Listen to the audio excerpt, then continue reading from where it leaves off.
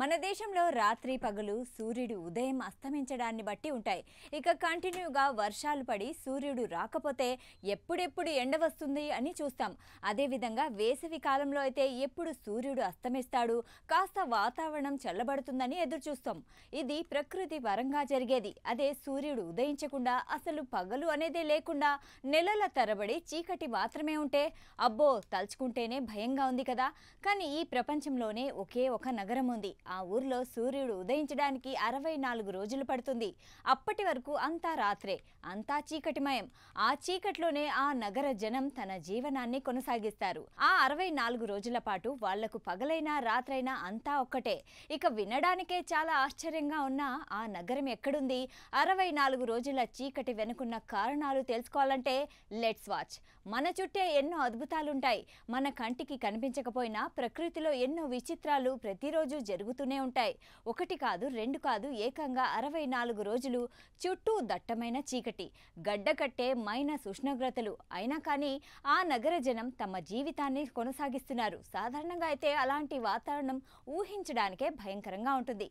కానీ భూమి రహస్యాలు ఎంత అద్భుతంగా ఉంటాయో, ప్రకృతి ఎంత విభిన్నంగా పనిచేస్తుందో ఈ నగరాన్ని చూస్తే స్పష్టమవుతుంది. ఆ నగరం అమెరికాలోని అలాస్కా రాష్ట్రంలో ఉంది. దాని పేరే ఉట్కియాగ్విక్. ఇక్కడ ప్రతి ఏడాది శీతాకాలంలో ఒక ప్రత్యేకమైన ప్రకృతి ఘటన జరుగుతుంది.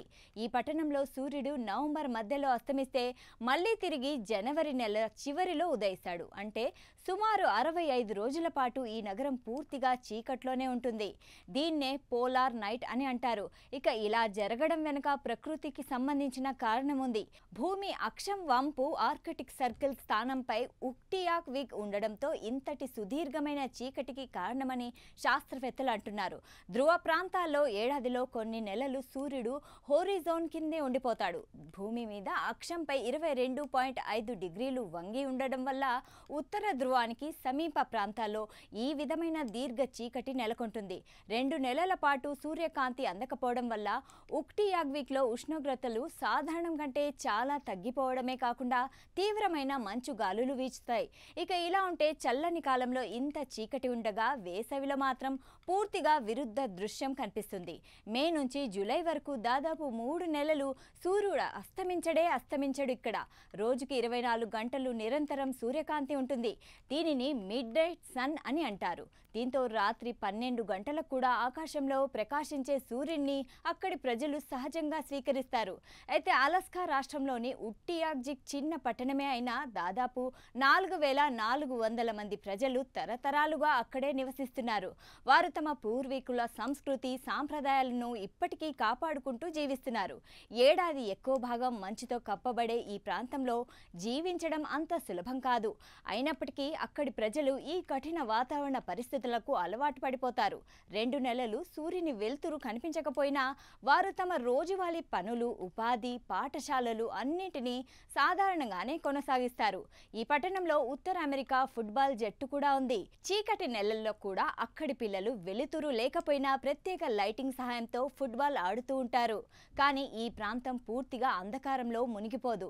సూర్యుడు అస్తమించిన తర్వాత కూడా ఉదయానికి ముందు కనిపించే లేత నీలిరంగు కాంతి కొన్ని గంటల పాటు ఉట్కియాగ్విక్ ను వెలిగిస్తుంది. దీనిని సివిల్ ట్వైలైట్ అంటారు. ఈ కాంతి వల్లే స్థానికులు తమ దైనందిన కార్యకలాపాలను పూర్తి చేయగలుగుతారు. దీనికి తోడు నార్థర్న్ లైట్స్ అని పిలువబడే అరోరా బోరియాలిస్ కూడా ఈ చీకటి రాత్రులలో అద్భుతమైన వెలుగును అందిస్తాయి.